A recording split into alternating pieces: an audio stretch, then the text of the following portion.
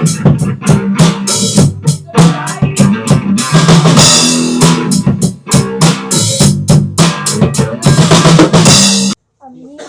শুরুটা বেসিক্যালি আমার বাবার মাধ্যমে।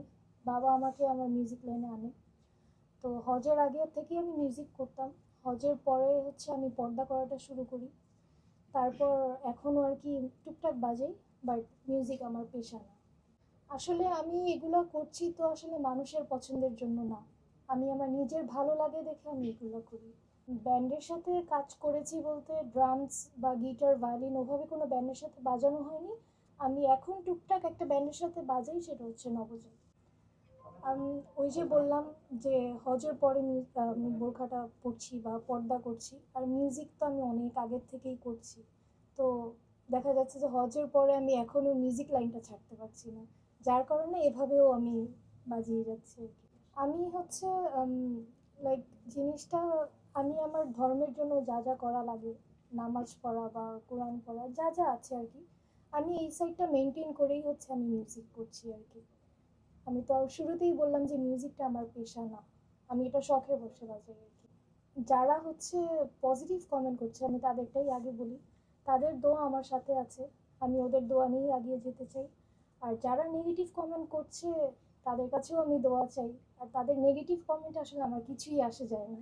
না, আমার কাছে এরকম কিছুই মনে হচ্ছে না, কারণ আমার বিগেস্ট সাপোর্ট হচ্ছে আমার বাবা মা। আমি এভাবে বাজাচ্ছি তাতে ওনাদেরও কোনো প্রবলেম নেই, আমারও কোনো প্রবলেম নেই। তো এখন মানুষ কে কী বললো তাতে তো কিছুই আসে যায় না।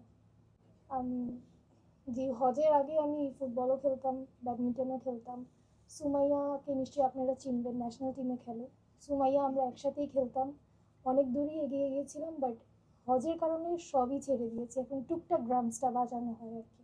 সবাই সবাই আমাকে খুব অ্যাপ্রিসিয়েট করছে, খুবই অ্যাপ্রিসিয়েট করছে। আমি ওদের থেকে কোনো নেগেটিভিটি পাইনি। সুমাইয়া ওদের রেসপন্স যে খারাপ তা বলবো না, ওদের সবার রেসপন্সই ভালো।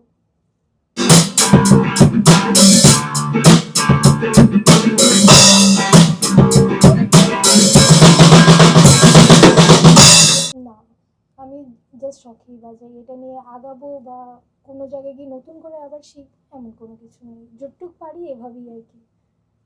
না, এরকম কোনো পরিকল্পনা আমার নাই। তো যে ব্যান্ডটা আছে নবজাত, ওদের সাথেই আছি, যদি বাজানো হয় আমি ওদের সাথেই বাজাবো আর কি। এগুলা নিয়ে আসলে আমার ভবিষ্যৎ কোনো পরিকল্পনা নেই, বাট জিনিসটা হচ্ছে আমি টুকটাক যা বাজাই এটুকুই বাজাবো, এর চেয়ে বেশি আসলে।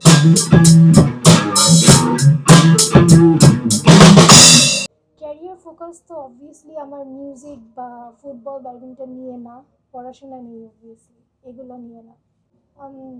মিউজিক আসলে আমি টাকার জন্য কখনো করিনি, মানে লাইক টাকার জন্য আমি কখনো শো করিনি বা কখনোই বাজাইনি। গিটার, ভায়োলিন, ড্রামস বা যা যাই করেছি আমি কখনো টাকার জন্য করিনি।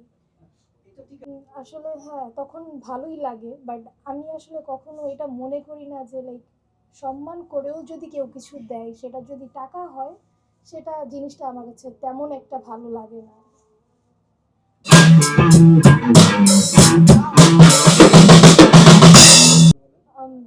আসলে আমি নিজেও তো বড় হয়েছি এগুলার মাঝখানে, ছোট থেকে খেলাধুলা বা গিটার বা মিউজিকের সাথেই আমি বড় হয়েছি। তো আমি অবশ্যই চাবো আমার ফিউচারে আমি লাইক যেটাই হবে না কেন আমি ওদেরকেও শেখানোর ট্রাই করবো ইনশাল্লাহ। আসলে এখানে ছেলে মেয়ের মধ্যে এভাবে ভেদাভেদ করাটা উচিত না। একটা ছেলে যা পারে একটা মেয়েরও সেই অ্যাবিলিটিটা আছে আসলে, বাট অনেকে হয়তো বা সেটা লাইক দেখাতে পারে না, ওভাবে শো করতে পারে না বা ওরকম ওদের লিঙ্ক আপ থাকে না। বাট একটা মেয়ে আমার মনে হয় একটা ছেলের থেকে বেশি ভালো পায়। আসলে আমি জানি না ওনারা মানে কেন খালি মেয়েদেরকে এভাবে নেগলেক্ট করে, এটা আসলে উচিত না। ওনারা কীরকম মেন্টালিটির মানুষ সেটা আসলে আমার জানা নাই।